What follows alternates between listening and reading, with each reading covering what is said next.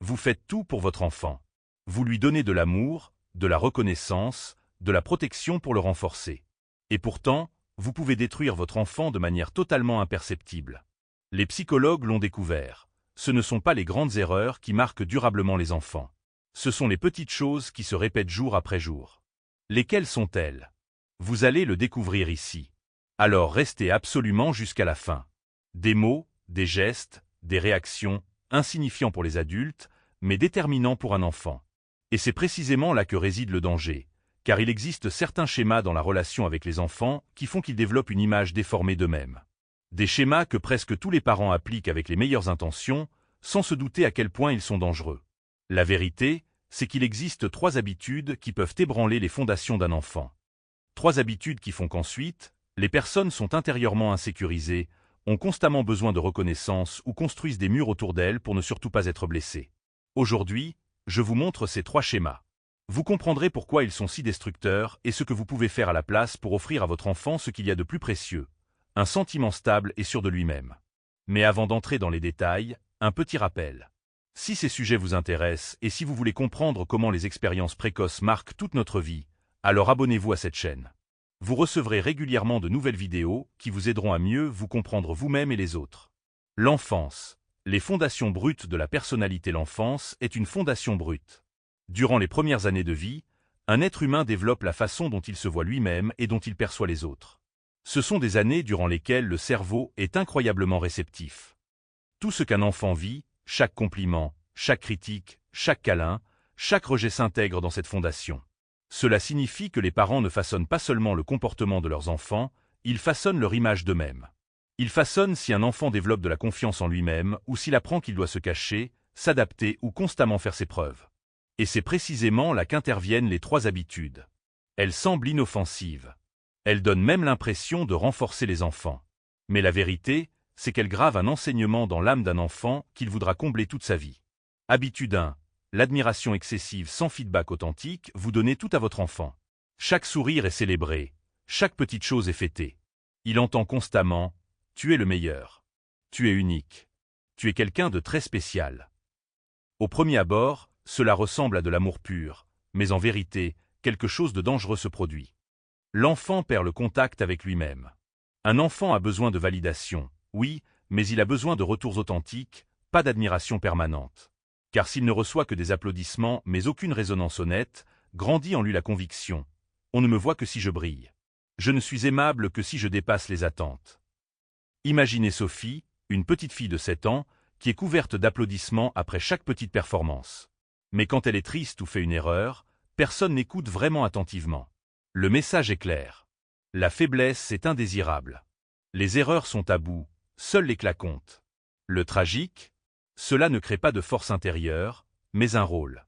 L'enfant construit un masque, à l'extérieur confiant, à l'intérieur plein d'insécurité. Il ne grandit pas dans le sentiment « j'ai le droit d'être comme je suis », mais dans le sentiment « je dois toujours être quelqu'un de spécial, sinon je perds l'amour ». Les parents ont de bonnes intentions, ils veulent construire, renforcer, encourager. Mais ils négligent que les enfants n'ont pas besoin de héros qui les placent sur un piédestal. Ils ont besoin de personnes qui sont la même quand ils tombent. Et c'est précisément là que réside la différence. Un enfant ne devient pas fort par des louanges permanentes. Il devient fort quand il ressent « je suis aimable même si je fais des erreurs. Je suis précieux même si je ne suis pas parfait ». Vous vous demandez peut-être « mais alors, comment encourager mon enfant sans tomber dans ce piège ?» La réponse est simple mais profonde. Donnez-lui des retours spécifiques plutôt que des louanges générales. Au lieu de dire « tu es incroyable », dites « j'ai remarqué que tu as vraiment bien écouté ton ami quand il était triste ». Au lieu de « tu es le meilleur », dites « tu as persévéré même si c'était difficile, j'ai vu tes efforts ». C'est cette précision qui permet à l'enfant de comprendre ce qui est vraiment valorisé. Ses actions, ses qualités humaines, pas une image de perfection impossible à maintenir. Si cela vous touche, alors restez absolument jusqu'à la fin, car la prochaine habitude touche encore plus profondément. Elle concerne quelque chose que nous avons tous vécu dans notre enfance. Et c'est précisément ce qui la rend si dangereuse. Habitude 2. Dévaloriser et contrôler les émotions. Un enfant pleure. Il a besoin de réconfort, de sécurité, d'un sentiment que son monde est encore en ordre. Mais qu'entend-il? Arrête d'être si sensible. Ressaisis-toi. Ce n'est pas une raison pour pleurer. Ces phrases semblent inoffensives. Beaucoup de parents pensent qu'ils renforcent ainsi leur enfant, mais ce qui se passe réellement est destructeur. L'enfant apprend que ses émotions ne comptent pas. Quand les larmes sont essuyées sans que personne ne les comprenne, quand la colère est immédiatement punie au lieu d'être entendue, quand la peur est rejetée, alors un enfant tire une seule conclusion logique. Tel que je ne suis pas correct. Mes émotions sont fausses. Je dois les cacher. C'est plus qu'une douleur passagère. C'est un programme qui s'inscrit dans l'image de soi de l'enfant. Et ce programme continue de tourner, même à l'âge adulte. Les personnes qui ont appris à réprimer leurs émotions perdent le contact avec elles-mêmes. Elles ne savent plus ce dont elles ont vraiment besoin et montrent à l'extérieur une façade qui reste vide à l'intérieur. Beaucoup de parents n'agissent pas par froideur, mais par impuissance. Ils veulent protéger leur enfant, éviter qu'il se perde dans la douleur. Mais ils négligent. La force ne naît pas quand on repousse les émotions. La force naît quand on peut contenir les émotions. Un enfant devient fort quand il fait l'expérience. J'ai le droit d'être triste et quelqu'un reste avec moi. J'ai le droit d'avoir peur et on ne se moque pas de moi. J'ai le droit d'être en colère et je ne perds pas l'amour pour autant. C'est la véritable résilience, pas le fait de cacher les émotions, mais la confiance qu'elles ont le droit d'exister. Dans la culture française, nous valorisons beaucoup la maîtrise de soi, le contrôle, la retenue. Ne pas faire d'histoire, comme on dit. Mais il y a une différence cruciale entre apprendre à réguler ses émotions et apprendre à les nier. Un enfant français peut parfaitement apprendre l'élégance émotionnelle, cette capacité à ne pas être submergé par ses sentiments, tout en gardant le droit fondamental de les ressentir et de les exprimer de manière appropriée. Pensez à ces moments où votre enfant explose en larmes pour ce qui vous semble être une broutille. Au lieu de dire « c'est ridicule, arrête ça tout de suite », essayez « je vois que tu es vraiment bouleversé. Qu'est-ce qui te fait si mal ?» Cette simple reconnaissance valide son expérience intérieure. Vous lui apprenez qu'il peut vous faire confiance avec ses émotions, même les plus inconfortables. Et cette confiance est la base de toute relation saine qu'il construira dans sa vie future. Et c'est précisément pour cela qu'il est si important de continuer à regarder. Car la troisième habitude est la plus dangereuse de toutes, parce qu'elle touche directement le cœur d'un enfant, l'expérience de n'être aimé que sous condition. Habitude 3. Lier l'amour à des conditions, il y a une expérience qui est plus destructrice pour un enfant que n'importe quelle punition. C'est l'expérience. Je ne suis aimé que si je fonctionne. Un enfant ressent immédiatement si l'affection coule librement ou si elle est liée à des conditions. Quand il apprend que la proximité et la chaleur ne sont là que s'il est sage, écrit de bonnes notes ou remplit les attentes, alors l'amour devient une monnaie. Le message qui arrive au cœur est cruellement clair. Je ne suis pas précieux pour moi-même. Je dois mériter l'amour. Et c'est précisément là que se forme la fissure la plus profonde.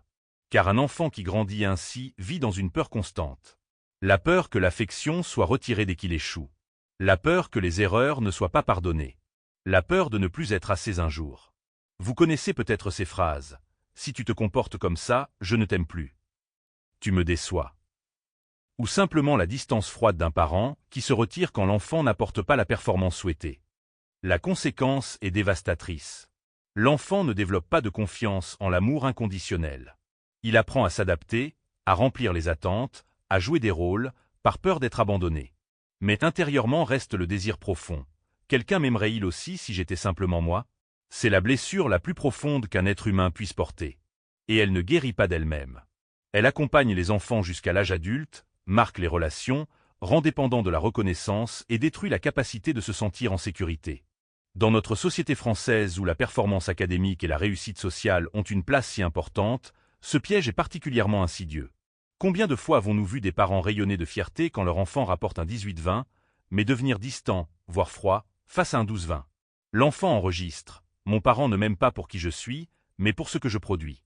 Je ne suis pas un fils ou une fille, je suis un résultat. Et le plus tragique, ces enfants deviennent souvent des adultes brillants en apparence, qui accumulent les succès professionnels, les diplômes, les reconnaissances, mais qui restent intérieurement vides, toujours en quête de cette validation qu'ils n'ont jamais vraiment reçue. Ils ne savent pas s'arrêter, se reposer, simplement être, parce qu'ils ont appris que l'amour se mérite, se gagne, se prouve constamment. C'est précisément pour cela qu'il est si important de reconnaître cela. Et c'est pourquoi nous ne restons pas maintenant sur le diagnostic, mais parlons de ce qui rend vraiment les parents forts, comment ils peuvent donner de la proximité qui porte, comment ils construisent une fondation qui sécurise les enfants, même quand ils font des erreurs. La solution, construire une sécurité émotionnelle authentique, les parents font des erreurs, toujours. Et ce n'est pas grave, tant que les enfants ressentent que l'amour ne disparaît pas quand ils ne sont pas parfaits. Les enfants n'ont pas besoin d'admiration permanente. Ils ont besoin de résonance honnête. Je te vois. Je te comprends. Les enfants n'ont pas besoin de dévalorisation de leurs émotions. Ils ont besoin de quelqu'un qui peut supporter leurs larmes, nommer leur colère, comprendre leurs peurs. Et les enfants n'ont pas besoin d'amour sur demande. Ils ont besoin de l'expérience que l'amour reste, même quand il trébuche. Les psychologues sont unanimes. Le plus grand cadeau que les parents peuvent faire à leurs enfants est la sécurité émotionnelle.